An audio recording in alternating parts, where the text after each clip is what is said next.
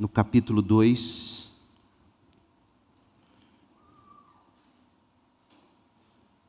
Lamentações de Jeremias, capítulo 2, verso 1.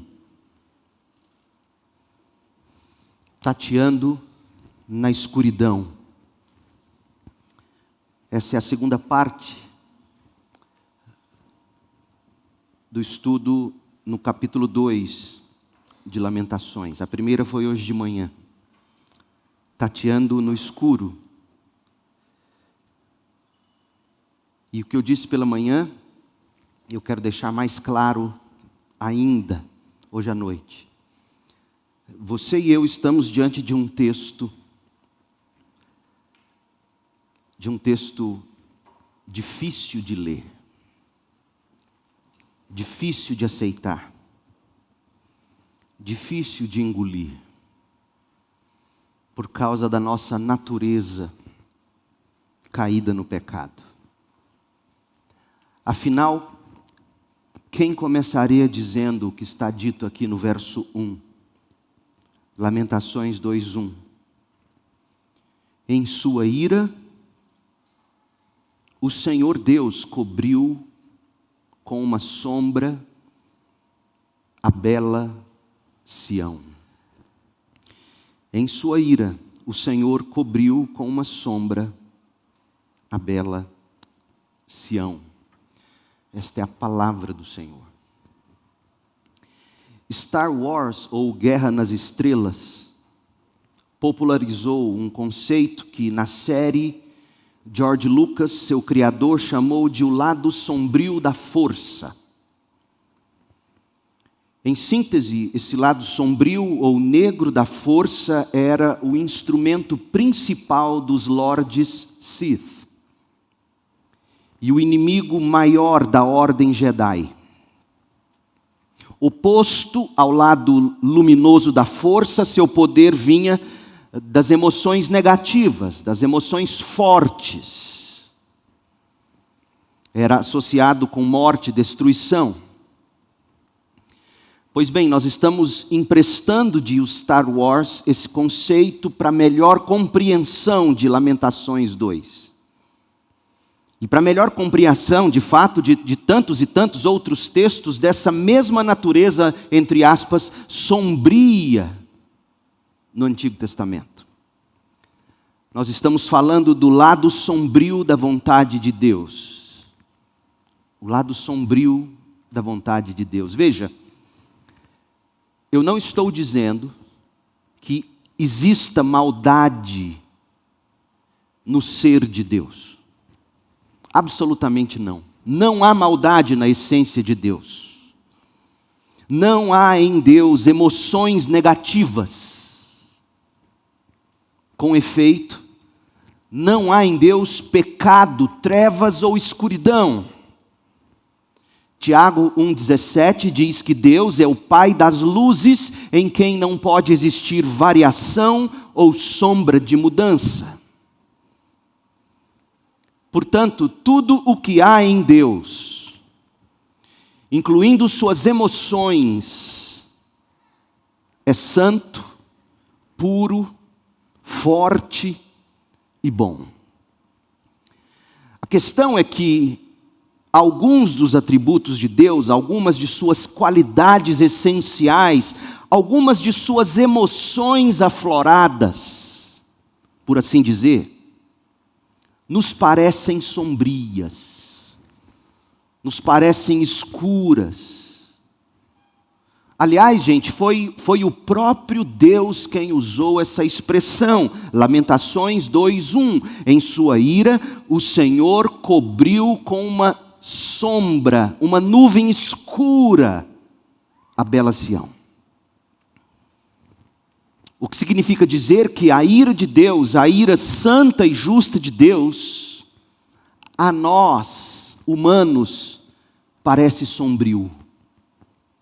E posto que nos cobre com a merecida sentença, o merecido castigo pelos nossos pecados.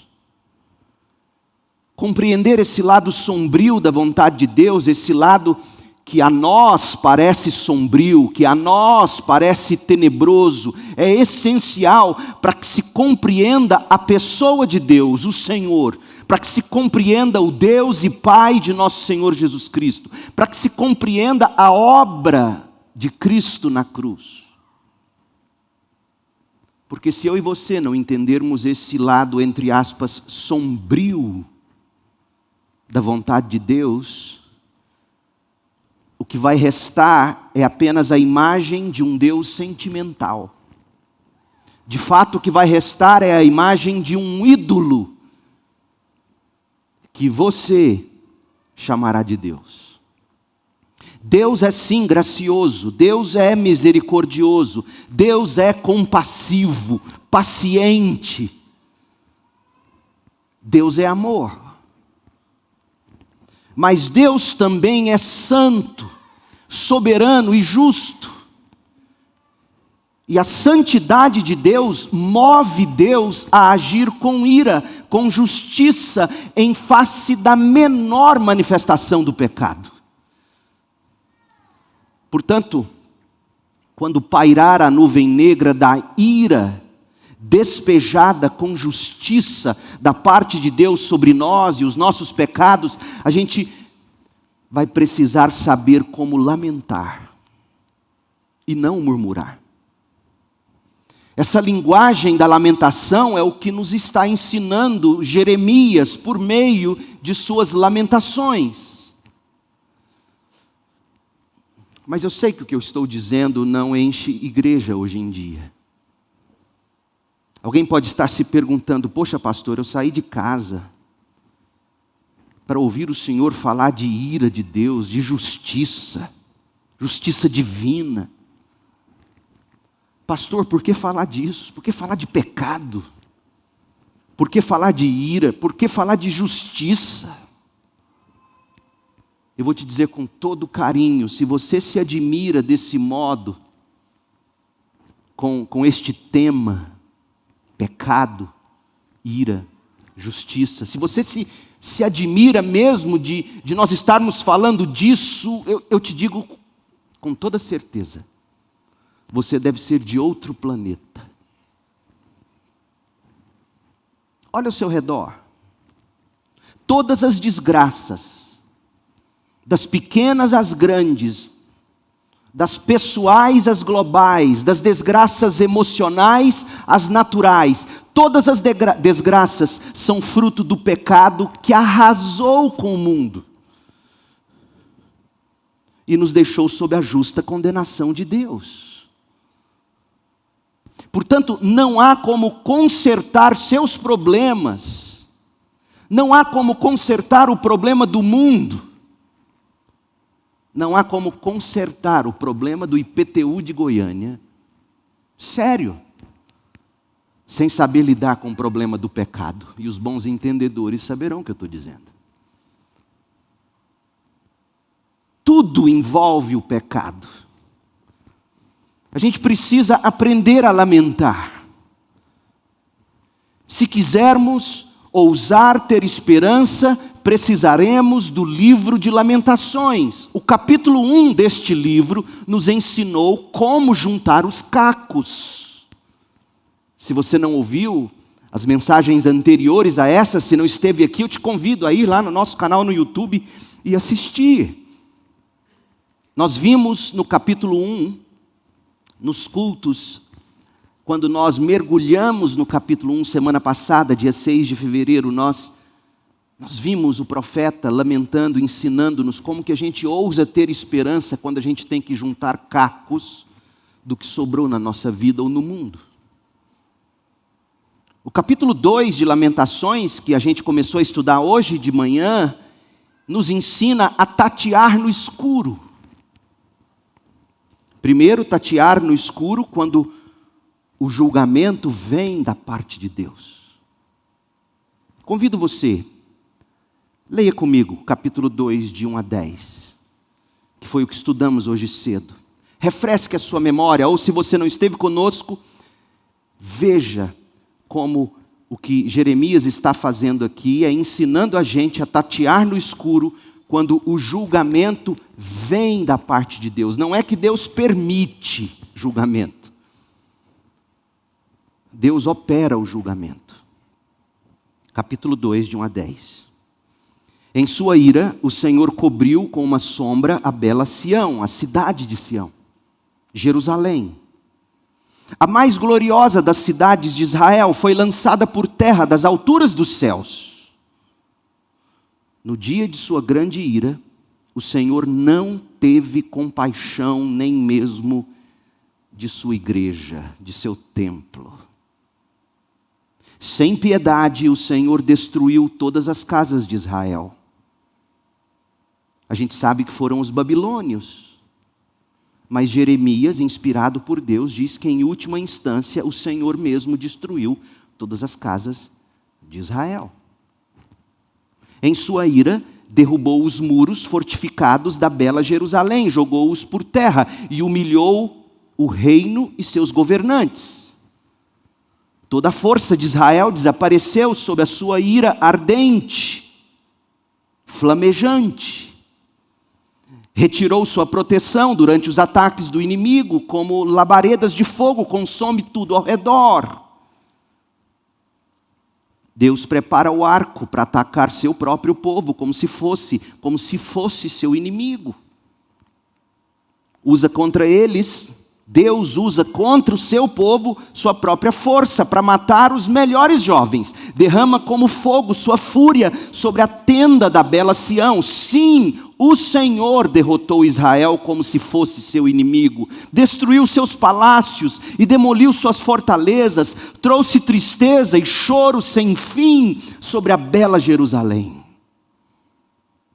Derrubou com violência seu templo, como uma cabana num jardim. O Senhor fez cair no esquecimento as festas sagradas e os sábados. Reis e sacerdotes caíram juntos diante de sua ira ardente. O Senhor rejeitou seu altar e desprezou seu santuário. Entregou os palácios de Jerusalém a seus inimigos. No templo do Senhor gritam como se fosse um dia de celebração. O Senhor se decidiu a derrubar os muros da bela Sião. O Senhor traçou planos detalhados para a sua destruição e fez o que planejou. Deus não apenas permitiu, Deus fez o que Ele planejou. Por isso as fortificações e os muros caíram diante dEle. E os portões de Jerusalém afundaram na terra, Ele despedaçou suas trancas. Seu rei e seus príncipes foram exilados entre as nações, sua lei deixou de existir. Seus profetas não recebem mais visões do Senhor, os líderes da bela Jerusalém sentam-se no chão em silêncio, vestem-se de pano de saco e jogam pó sobre a cabeça. As moças de Jerusalém abaixam a cabeça envergonhadas. Pastor, por que Deus inspira um texto assim, tão cruel? Deixa eu te dizer por que esse texto está na Bíblia. Para você não se esquecer de duas coisas, pelo menos. Primeiro, Deus é soberano. Segundo, Deus é santo. Deus prometeu que faria isso, se o povo não ouvisse sua lei, se não convertesse dos seus maus caminhos. Deus pregou isso a esse povo durante anos, através dos profetas. E esse povo, todo dia acordava vendo o sol brilhar e tinha como garantido que nada mudaria. Que a pregação dos profetas era apenas discurso de religiosos. E vem o julgamento da parte de Deus e cai desse modo cruel sobre Jerusalém para ensinar ainda hoje que Deus pune o pecado. Deus é santo, Deus é soberano. Então, a gente tem que ousar ter esperança, lembrando de que Deus é soberano, porque sabendo de que Deus é soberano, de que Deus governa e todas as coisas através da sua santa providência, isso traz âncora para o seu coração. estabilidade. Quem está no controle não é a Babilônia, é Deus. Apesar de que quem estava sendo atacado até poderia pensar, a Babilônia está nos destruindo, e Deus diz, não, eu estou no controle. Quem está no controle não é China, não é presidente de país algum, é Deus. Ele é soberano. E Ele é santo. E não tolera o pecado. Mas segundo, tateando no escuro quando o julgamento nos atinge pessoalmente. O versículo 11, 12 e 13. A segunda parte de Lamentações 2, você observa que o foco muda. O foco muda dos detalhes da destruição da cidade, da destruição do templo, muda para a profunda dor que o povo de Deus estava individualmente, na pessoa do profeta Jeremias, enfrentando. Jerusalém experimentou a ira de um Deus santo que não apenas devastou a sociedade civil, o texto diz, nós lemos, humilhou o reino, humilhou a soberania da nação, humilhou os governantes, destruiu os governantes, destronou o rei, colocou um rei segundo seu próprio interesse. Deus não apenas devastou a sociedade civil, e é bom que você se lembre disso. Deus é quem coloca e quem remove reis. Deus destruiu a adoração religiosa daquele povo. Você leu o texto, você viu o texto dizendo que não existia mais sequer a lei, não existia a Bíblia para reger o dia a dia do povo de Israel. E você viu, até o verso 10, que Deus deixou grande tristeza no coração daquela gente. As moças, as mulheres jovens, estão envergonhadas, no verso 10, estão envergonhadas. Tampe os ouvidos se não quiser ouvir, porque elas foram estupradas pelos babilônios. É uma cena triste, gente. É uma cena muito triste. É uma cena chocante, é uma cena trágica. Lamentações foi escrito para fornecer mais do que um mero registro histórico do fracasso de Jerusalém. Lamentações foi escrito para entrar com força no seu coração, para acordar suas emoções, para baquear você. Lamentações foi escrito para que você seja advertido, não só com a cabeça, é para você ler esse texto e suas emoções literalmente cozinharem aí dentro de você. Meu Deus, que é isso? É chocante o que a gente leu. Se você não sentiu chocante, você não ouviu, você não entendeu. É chocante o que a gente está lendo. E Deus quer chacoalhar você e a mim. Olha o que isso causou em Jeremias pessoalmente. Ele toma toda essa tragédia para si. Ele começa a tatear no escuro, porque o julgamento também o atingiu pessoalmente. Isso é importante para você. Porque quando Deus julga seu próprio povo, quando Deus julga uma nação, Ele não poupa nem os justos. Jeremias era justo. E o que faz a igreja evangélica brasileira achar que Deus não pode puni-la também. Mas por que Deus faria isso, pastor? Por quê? Cheque o evangelho que é pregado. Veja se é evangelho da cruz. Olha o que diz Jeremias. Jeremias que era justo, Jeremias que era inocente, entre aspas, porque ele também é pecador, ou foi. Mas Jeremias que foi fiel, pregou, disse tudo o que Deus queria que ele dissesse. Verso 11, chorei até que não tivesse mais lágrimas. Meu coração está aflito, meu espírito se derrama de angústia quando eu vejo a calamidade de meu povo. Prepare, a cena é feia. Crianças pequenas e bebês desfalecem e morrem nas ruas. Clamam as mães, estamos com fome, estamos com sede. Imagina você, mãe, pai, seu filho gritando e dizendo: quero água, quero leite, estou com fome, estou com sede. Você não tem para dar. Desfalecem nas ruas como o guerreiro ferido na batalha. Lutam para respirar e morrem lentamente nos braços maternos. Tem noção, um filho que vai perdendo o próprio fôlego nos seus braços?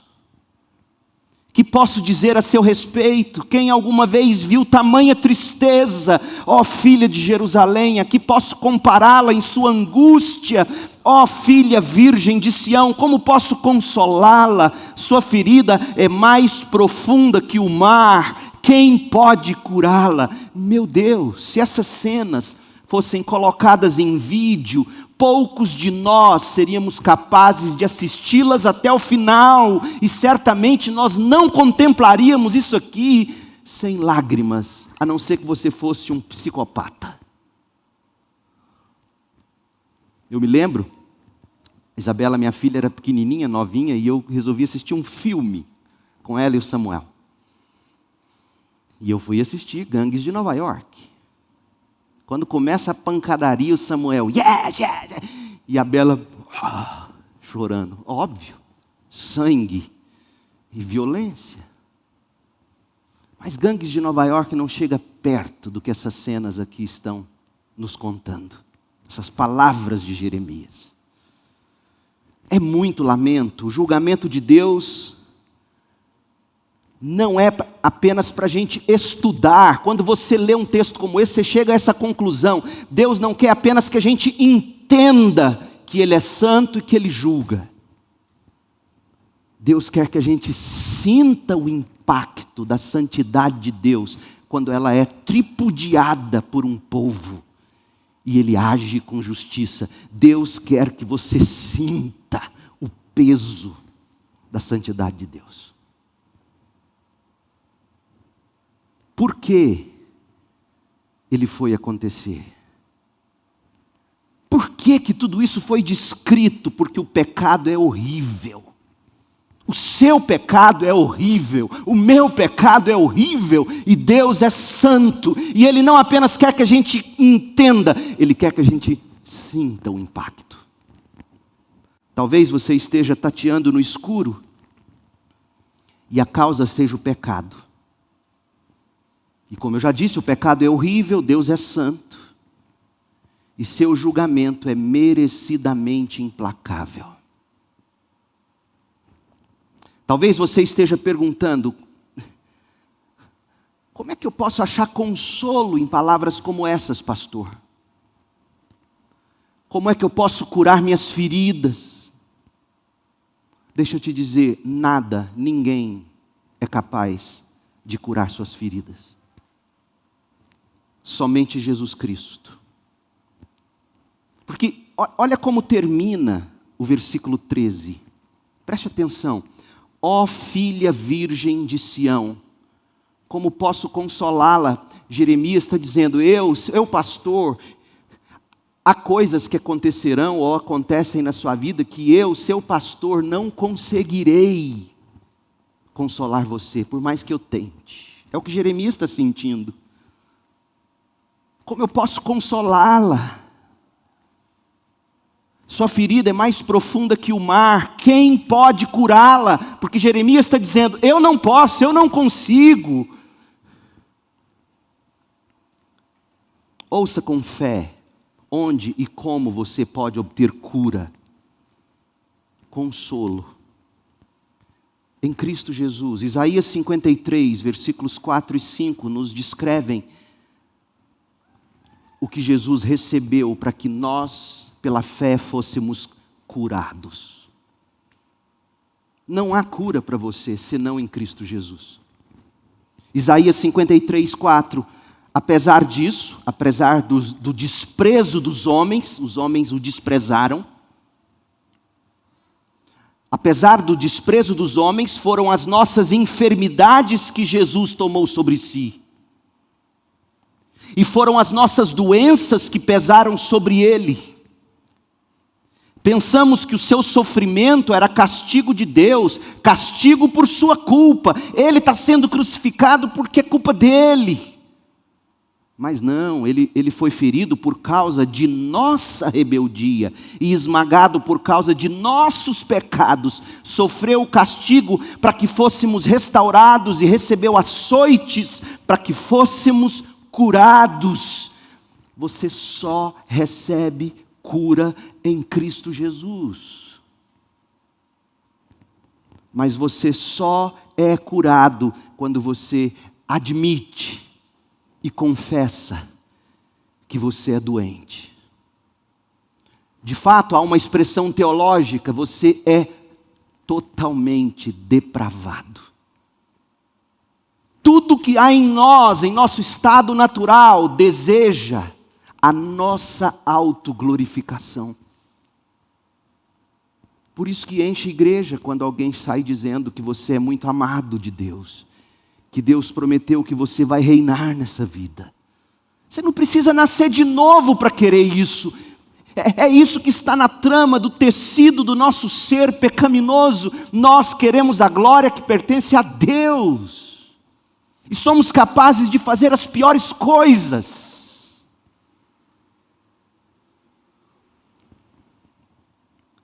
Onde encontrar cura? Quando a mão de Deus pesa em juízo sobre a sua vida, em Cristo Jesus. Ele tomou sobre si os nossos pecados. Se você está tateando no escuro do julgamento de Deus, toque em Jesus. Busque Jesus. Mas antes, ouça um pouco mais do que de fato está errado com você. Com a humanidade sem Deus, que insiste em tatear na escuridão sem Deus, o mundo jaz em trevas, por causa do pecado, nosso pecado. Meu Deus, você não precisou ensinar seu filho a fazer coisa errada, ou precisou? E tem gente que ainda vê aquele bebezinho lá no bercinho da maternidade e fala: muito bonitinho. Os filósofos diriam: é um pecador em potência. Que na primeira chance ele vai querer garantir o que é dele. E ai de você se atravessar no caminho dele. E o mundo insiste, vivendo sob o julgamento de Deus. Porque nós estamos sob o julgamento de Deus, meu povo. Eu disse isso hoje de manhã, en passant, no final da mensagem. Nós estamos sob o julgamento de Deus. As taças da ira de Deus estão sendo derramadas. E a gente insiste em achar que o maior problema é quando a gente tomar a milésima dose da vacina. E aí sim as coisas vão voltar ao normal. Não vão. Já tem a Omicron, já tem a Decepticron, já tem... E aí vai... E você está achando que o seu maior problema é a China. É a nova ordem mundial. O diabo é mestre em nos enganar. O seu maior pecado, o seu maior problema, o meu maior problema é o nosso pecado, é a ira de Deus que pesa sobre nós. Porque Jesus foi quem disse: o mundo já está condenado. Você tem que acreditar nisso. Do contrário, você não vai saber resolver os seus problemas. Jesus não veio condenar o mundo, porque o mundo já está condenado. Nós nascemos sob condenação. E esse texto está aqui, para que você entenda que o juízo de Deus cai sobre a sociedade, cai sobre o povo de Deus, Lamentações 2, de 1 a 10, e cai sobre nós, pessoalmente. Lamentações 2, de 11 a 13, como o profeta está lamentando, e o profeta está impotente, ele não consegue fazer nada para ajudar aquele povo a parar de chorar. Talvez seja o seu estado, ninguém pode te ajudar. Por mais que tenha palavras belas e bonitas, a única pessoa que pode curar você do seu pecado é Jesus Cristo. Em terceiro lugar, tateando no escuro, até que brilhe a luz da realidade. Uma vez que o versículo 13 termina com uma indagação retórica, ou seja, quem poderá curá-la? O profeta prosseguiu para revelar a fonte inútil de possível cura. E como esse texto é atual? As pessoas sabem que elas têm problema, gente. Não é à toa que os evangélicos brasileiros crescem assustadoramente. Sociólogos falam que em pouco tempo será mais do que católicos romanos no Brasil. O ser humano sabe que tem algo errado com ele. Ele só não quer admitir que o problema do ser humano é o que Chesterton escreveu. Alguém escreveu para ele uma vez perguntando qual é o problema do mundo. Escreveu uma carta longa porque queria que Chesterton respondesse essa grande questão filosófica. E ele respondeu com uma palavra sobre qual é o grande problema do mundo. Eu, assinado Chesterton. Eu sou o grande problema do mundo. O meu pecado. O nosso pecado. O mundo sabe que tem algo errado. E aí eles afluem para as igrejas em busca de ouvir algum evangelho, alguma boa notícia. E o mundo acha que o que está errado é que eles precisam ser mais bem afirmados pelos outros. Não, o problema do homem é a autoestima baixa dele. A gente precisa fazer de tudo para que a pessoa se sinta amada, para ela saber que ela é amada. E aí criam 5 linguagens do amor e convertem isso em evangelho. E as pessoas acham que o grande problema da humanidade é que a gente não consegue amar direito uns aos outros. É verdade, a gente não consegue. E aí a gente acha que o que a gente precisa é de uma mensagem que nos motive, que diga que tudo está bem, que tudo vai ficar bem. Será mesmo? Você sabia que o que levou Israel para essa condição foram os falsos profetas? Olha o que Jeremias vai dizer, trazendo luz à realidade. Porque veja, a cura começa quando o seu médico faz o diagnóstico certo. Sem diagnóstico certo, você morre. E para você ter a cura que Jesus pode te dar, você tem que entender qual é o seu problema e você tem que entender que você tenta resolver o seu problema do jeito errado. Lamentações 2,14. Olha o que Jeremias diz. Seus profetas anunciaram visões inúteis e mentiras. Ai do pastor que chama de mentira e visão inútil o que alguns estão pregando neste momento nos púlpitos desta cidade. Ai do pastor. Seus pastores anunciaram visões inúteis e mentiras. No que consistia essas visões inúteis? No que consistiam essas mentiras? Olha só o texto. Não lhe mostraram seus pecados. Não ouça o pregador que não expõe o seu pecado, é profeta da mentira. Não lhe mostraram seus pecados para salvá-la do exílio. Em vez disso, anunciaram mensagens enganosas e a encheram a cidade de falsa esperança. Ô meu povo! Um desses falsos profetas foi um sujeito chamado Ananias. Quer saber o que ele pregava? Jeremias 28. Jeremias 28, de 1 a 4. Olha o que esse sujeito pregava. Olha quem são os falsos pastores, os falsos mestres, que pregam visões inúteis e mentiras, homens que não revelam o pecado, que vivem anunciando mensagens enganosas e enchendo você de falsa esperança. Jeremias 28:1.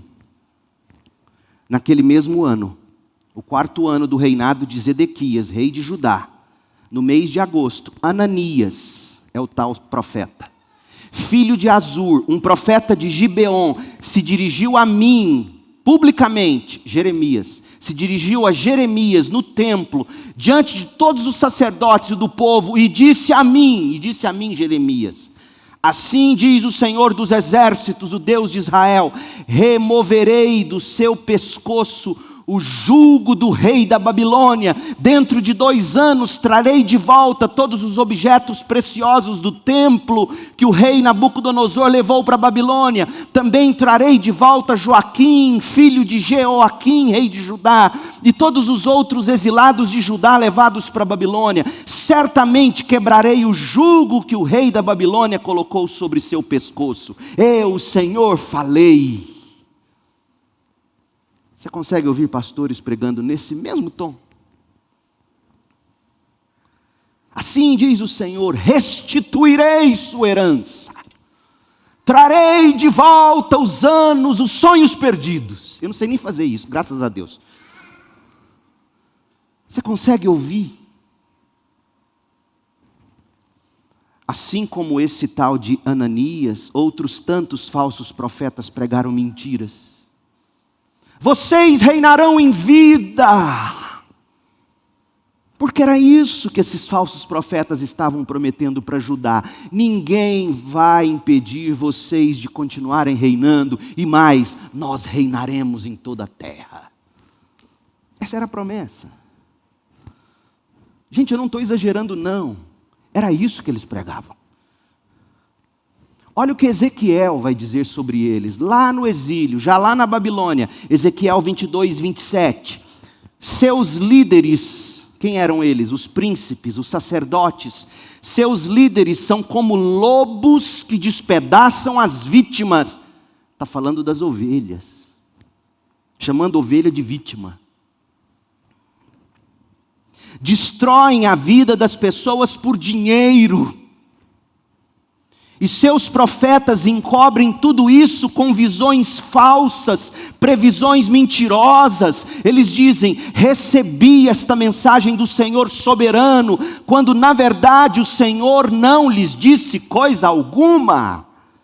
Acorda, meu povo.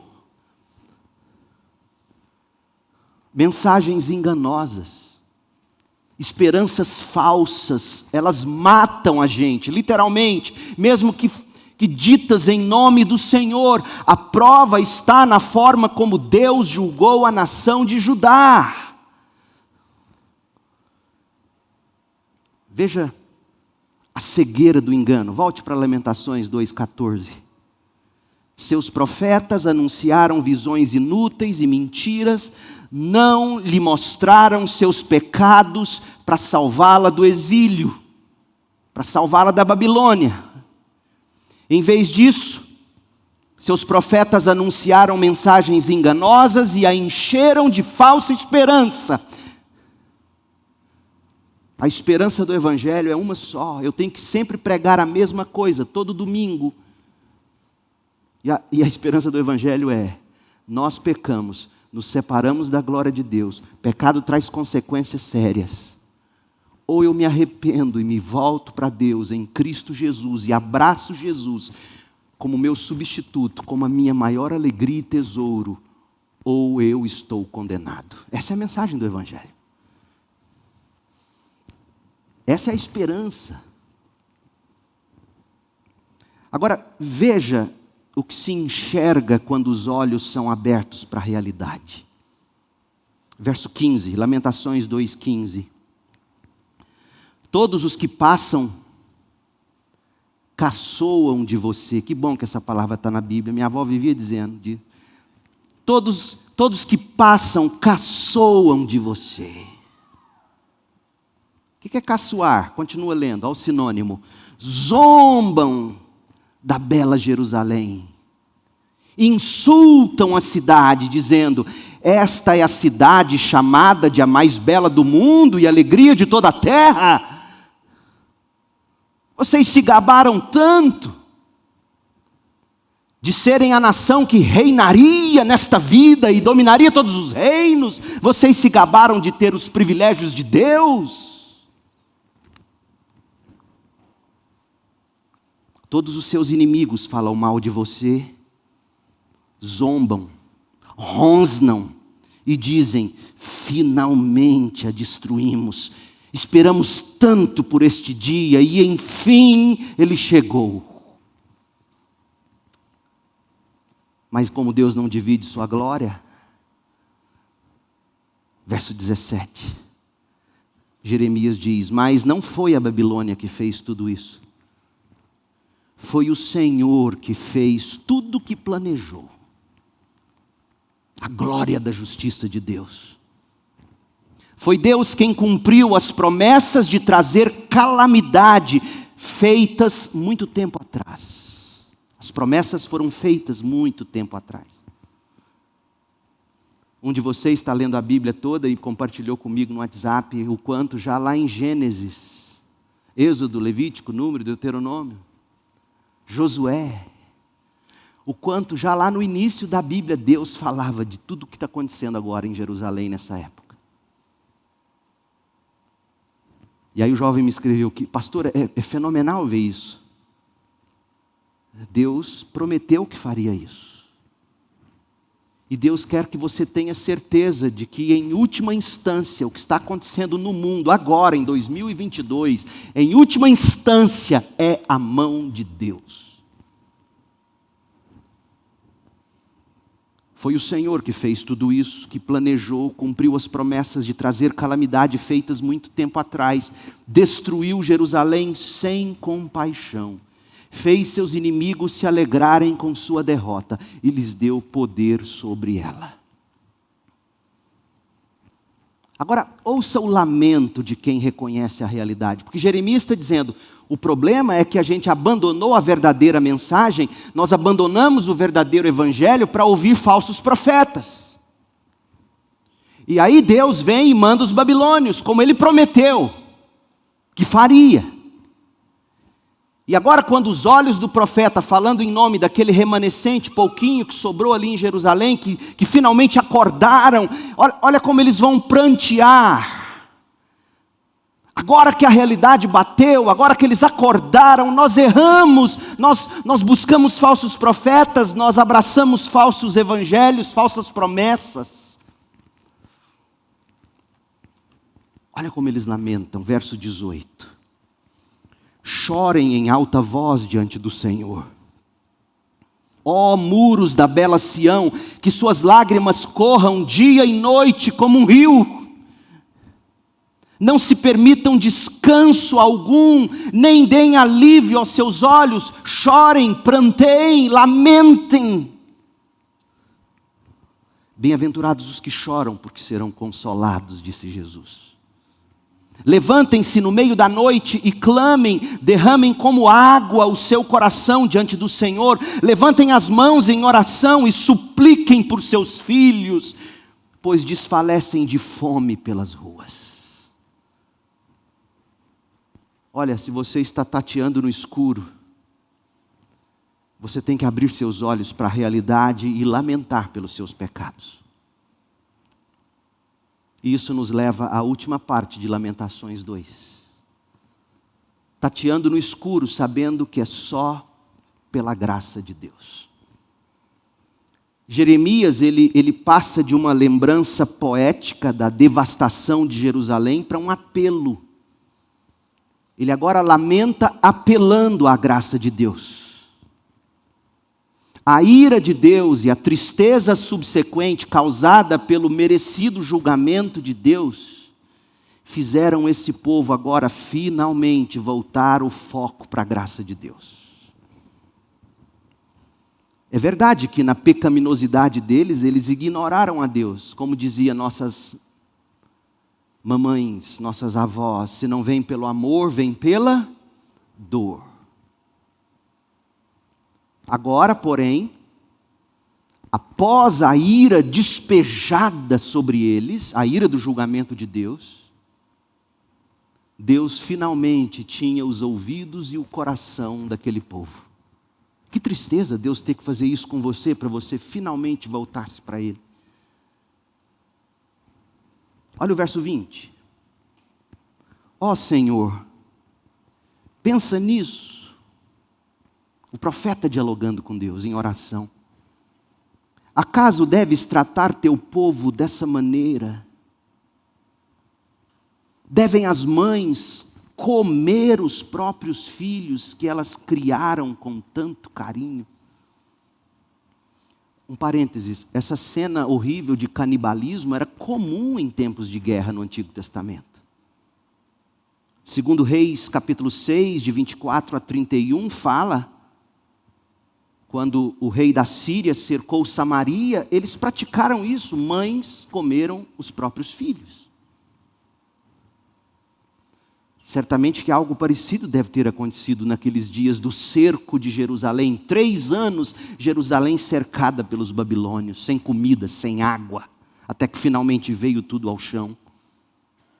Ó Senhor, pensa nisso, acaso deves tratar teu povo dessa maneira? Devem as mães comer os próprios filhos que elas criaram com tanto carinho? Devem os sacerdotes e os profetas ser mortos dentro do templo do Senhor? Estão jogados nas ruas, jovens e velhos, rapazes e moças, mortos pelas espadas do inimigo. Tu os matastes em tua ira e os massacraste sem piedade. Convocaste terrores de todos os lados, como se os chamasses para uma ocasião solene. No dia da ira do Senhor, ninguém escapou nem sobreviveu. Os filhos que levei em meus braços e criei, o inimigo destruiu. E assim termina o capítulo 2. O povo estava despedaçado. Eles tateavam no escuro, eles ansiavam que Deus ouvisse os seus lamentos. As perdas, a dor, a pressão do momento pelo julgamento de Deus os haviam despertado agora para a situação. E a situação essa que eles se recusavam em admitir no passado. Não havia paz na cidade, como os profetas pregaram que haveria. Não havia paz. O que havia era rebelião e guerra, a guerra do pecado. Eles estavam sentindo o peso da realidade de se estar vivendo em rebeldia, de se estar do lado sombrio da vontade de Deus, o julgamento divino. Eles precisavam desesperadamente da graça de Deus e clamavam por ela. E é o que você e eu temos que fazer. A nossa única esperança é a graça de Deus. É só pela graça de Deus. Veja que esse texto não tem desfecho ainda. Os desfechos virão a seguir, capítulo 3, 4, 5. O que você tem que enxergar até este ponto da narrativa é, primeiro, Deus é soberano. Segundo, Deus é santo. E quando eu não ancoro meu coração na soberania de Deus, e quando eu não dirijo meu coração pela santidade de Deus, eu corro o risco de ser julgado. E a pergunta é, você se sente tateando no escuro? Quando você tenta reagir, você sabe aonde e o que tocar. Quanta coisa pode ter feito você entrar na escuridão? Quanta coisa. O desconhecido nos faz entrar na escuridão. As dificuldades, as dúvidas nos colocam na escuridão. Mas sabe o que mais nos coloca na escuridão? Nossos desvios. O desconhecido é difícil e tenebroso, as dificuldades são tenebrosas, as dúvidas são tenebrosas, mas os nossos desvios são o que mais nos levam para os becos escuros do julgamento de Deus.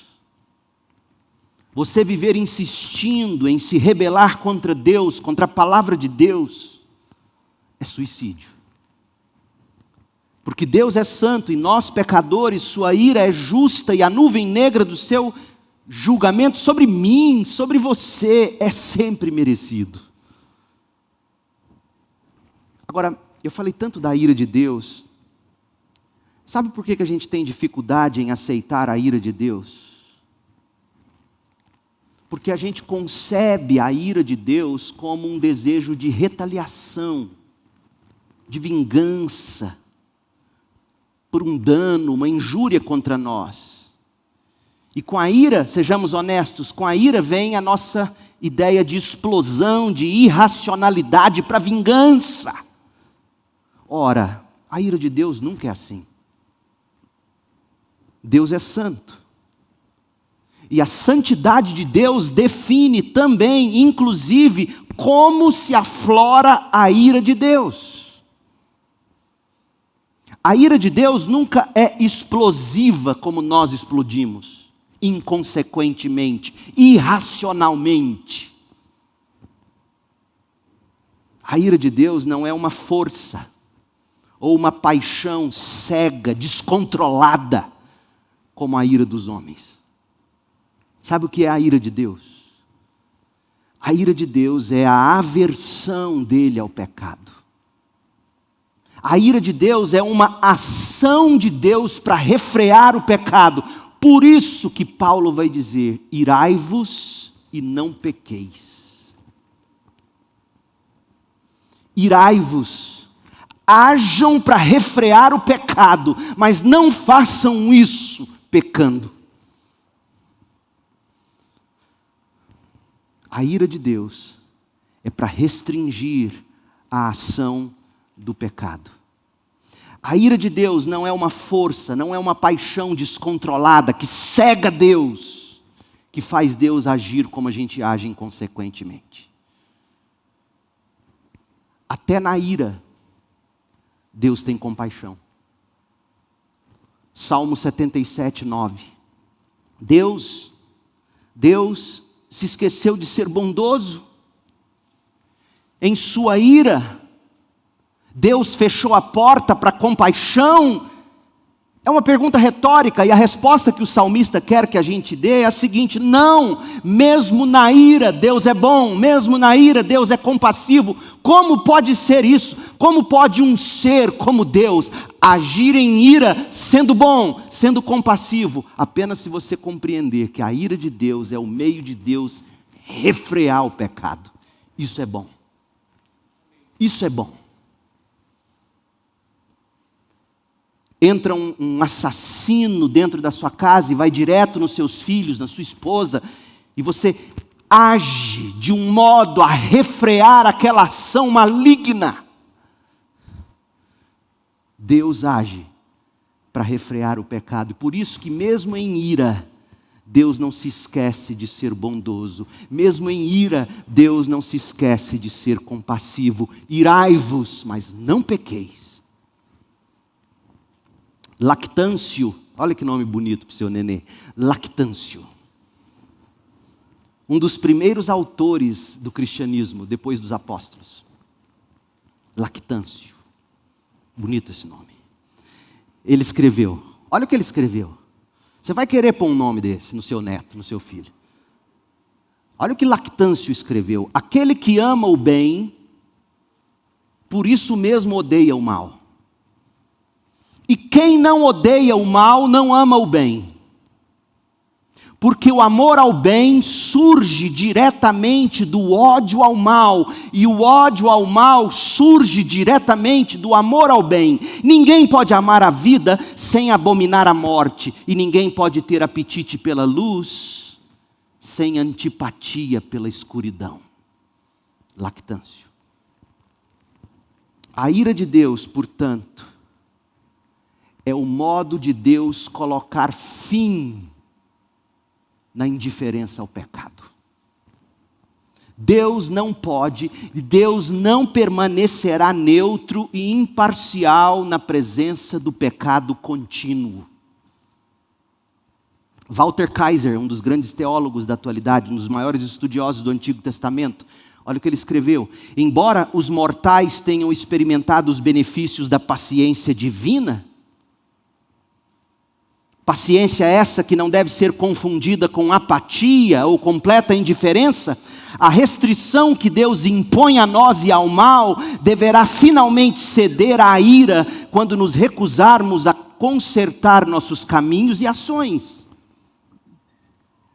O deleite de Deus está em lhes fazer o bem, não em expressar sua ira, e mesmo quando Deus deve liberar sua ira, a ira de Deus dura apenas um momento, seu amor permanece, enquanto sua ira passa rapidamente. O amor de Deus continua para sempre com misericórdia e compaixão para milhares.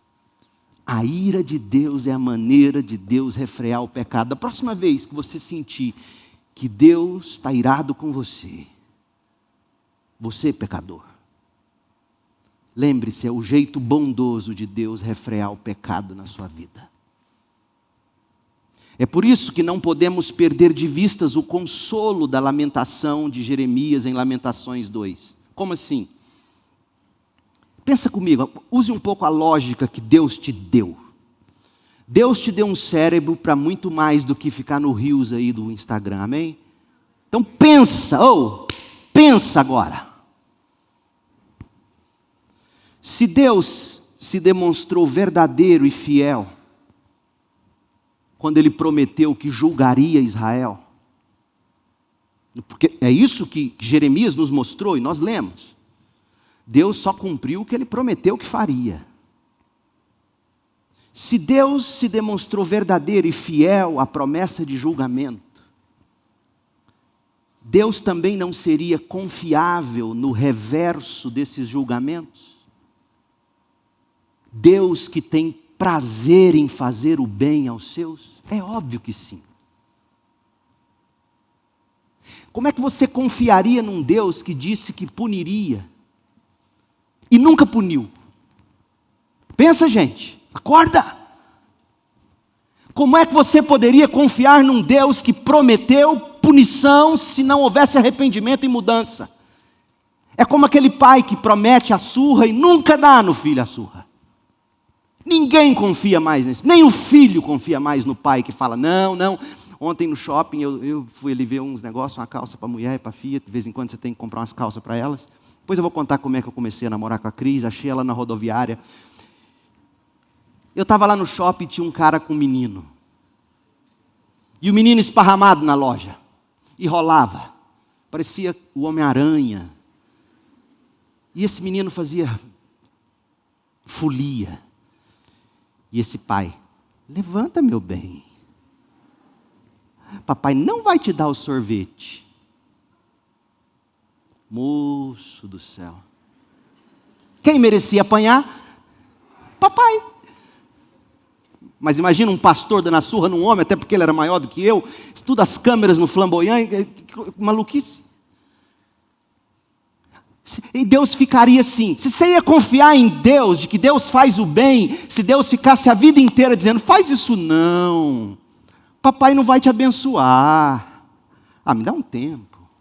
Ninguém acredita num pai assim, ninguém acreditaria num Deus assim. Mas o Deus que prometeu julgamento e julgou, esse Deus também prometeu reverter o mal em bem.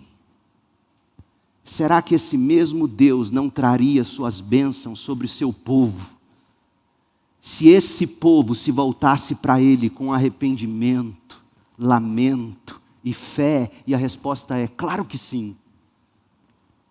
O Senhor de seu povo, era o único que poderia ajudar e pode nos ajudar e pode te ajudar. A ira de Deus é uma realidade porque Deus é santo e não tolera o pecado. Deus é santo, Deus é soberano, Deus é justo, mas Deus também é amoroso, gracioso, misericordioso. Mas como é que você reconcilia essas duas coisas? Amor / graça com ira / justiça em Cristo. Gálatas 3,13, Cristo nos resgatou da maldição pronunciada pela lei, tomando sobre si a maldição por nossas ofensas. Pois as Escrituras dizem, maldito todo aquele que é pendurado num madeiro. Cristo recebe sobre si a ira de Deus pelo pecado, a pena pelo meu e pelo seu pecado, se você nele crer. E assim Deus permaneceu justo, porque Ele não é do tipo que promete e não cumpre. Mas Deus também abriu um caminho de graça. Receba Jesus como sacrifício substituto, e você terá o perdão. Segundo os Coríntios 5:21, pois Deus fez de Cristo, aquele que nunca pecou, a oferta por nosso pecado, para que por meio de Cristo fôssemos declarados justos diante de Deus. Jesus tomou sobre si a maldição que não era dele, Deus se fez oferta pelo pecado que também não era dele, o Pai crucificou o próprio Filho, para que os pecados daquele ou daquela que creem sejam propiciados, expiados, perdoados. Jesus teve uma morte horrível por causa do significado da santidade de Deus. A capacidade de ser perdoado por um Deus santo depende diretamente de um sacrifício suficiente. E assim foi o sacrifício de Jesus, e Deus se fez justo e justificador lá na cruz do Calvário. É na crucificação de Jesus que nós temos tanto a graça, o amor, a misericórdia, como também nós temos a santidade, a ira e a justiça do mesmo Deus. Nós temos uma imagem clara da beleza da graça de Deus na cruz de Jesus, mas nós temos também, e temos que sentir o peso da justiça e da santidade de Deus. É inadmissível a gente olhar para a cruz e não ver a santidade de Deus. É inadmissível a gente olhar para a cruz e não ver a graça de Deus. Quão santo é Deus para você, quão justo Ele é, quão preciosa é a glória de Deus. Deus é tão santo, tão justo, tão glorioso, que Ele despejou julgamento sobre o seu próprio povo e derramou sua ira sobre o seu próprio Filho. Ele fez propiciação pelos nossos pecados. Receba Jesus hoje à noite. Se você ainda não é crente, se você não é discípulo de Jesus, pode ser que esta mensagem e o peso da visão do julgamento de Deus estejam neste momento chamando você à seriedade do pecado, à realidade da santidade de Deus. E a necessidade que você tem de abraçar Jesus como o Cordeiro de Deus que morreu no lugar daqueles que creem. Jerusalém, Lamentações capítulo 2 estão na Bíblia para dizer para você, Deus é santo e Ele pune o pecado. Mas digamos que você já seja cristão, discípulo de Jesus.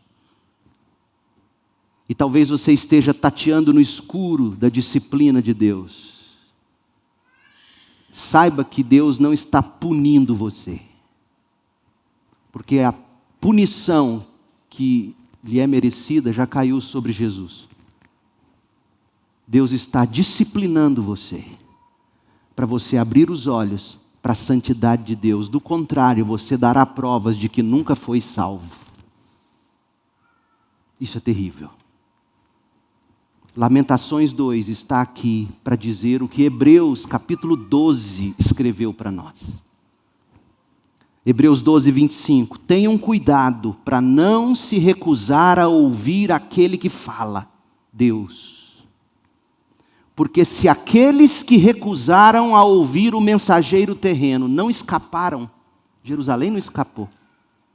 Se eles que se recusaram a ouvir o mensageiro terreno não escaparam, certamente não escaparemos se rejeitarmos aquele Cristo que nos fala do céu.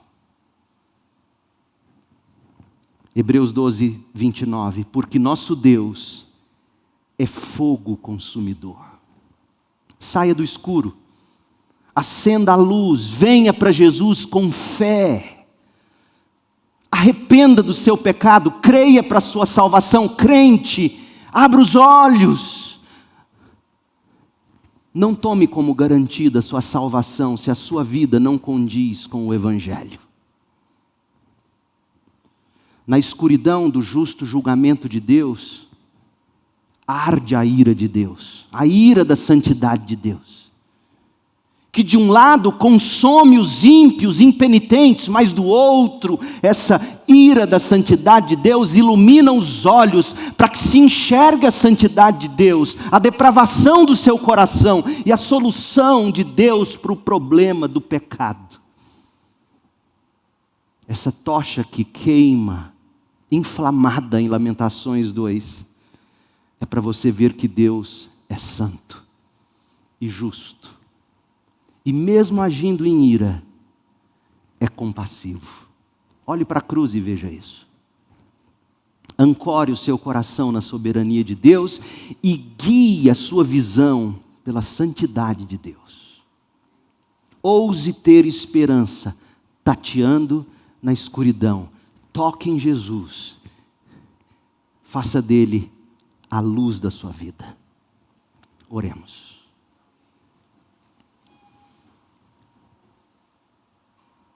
Pai querido,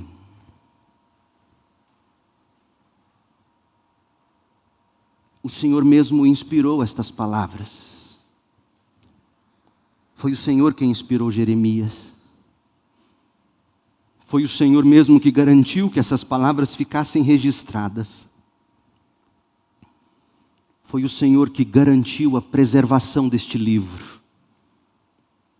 Foi o Senhor mesmo quem nos entregou este capítulo que hoje estudamos. Ó Deus, que o Senhor revele a santidade do Senhor em tudo isso para nós. A soberania, a justiça, a ira, que são as emoções do Senhor agindo para restringir o pecado. A criação toda, diz Paulo, está gemendo, porque o Senhor mesmo sujeitou todas as coisas à sua própria ira, que se manifesta do céu, como diz Paulo em Romanos 1,18. E assim o Senhor fez, restringindo o pecado, para que haja tempo para alguns de nós se arrepender e crer para a salvação. Ó Deus, a solução, a cura, está no arrependimento e na fé que nos salvam em Cristo Jesus. E essa mesma fé nos santifica e gera e produz novos homens, novas mulheres que agirão em justiça e promoverão a paz do Evangelho. Ó Deus, opere salvação hoje à noite através desta palavra. Gere vida.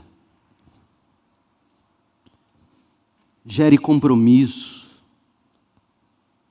Gere arrependimento e fé. Não nos deixe ir para casa sem a consciência do quanto o Senhor é santo e soberano e justo e bom e compassivo e misericordioso, mas não nos deixe esquecer de que graça e misericórdia servem à sua santidade. Ó Deus, nós oramos agradecidos pelo que temos e pelo que ainda teremos em Cristo Jesus. Que a graça do Senhor Deus e Pai, que o amor do Senhor, a graça de Jesus e a comunhão do Espírito estejam sobre nós, sejam derramados sobre nós hoje, aqui, em todos os lugares onde estiver o teu povo, agora e para sempre. Amém. Vamos orar? E se você que está aqui hoje à noite, depois de tudo que ouviu, desejar falar comigo, eu geralmente fico sentado aqui. Se eu puder te ajudar a guiar você no caminho do Evangelho, eu terei o maior prazer, é só me procurar. Deus te abençoe com paz. Vamos ficar em pé? Vamos